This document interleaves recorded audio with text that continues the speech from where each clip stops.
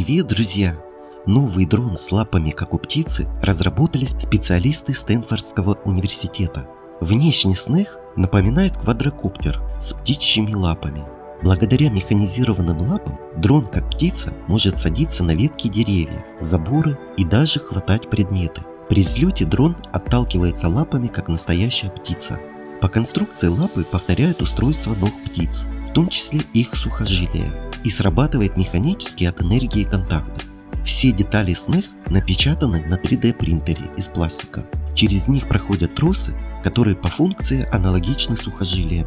Дрон способен схватиться за ветку или другой объект за 30-50 миллисекунд.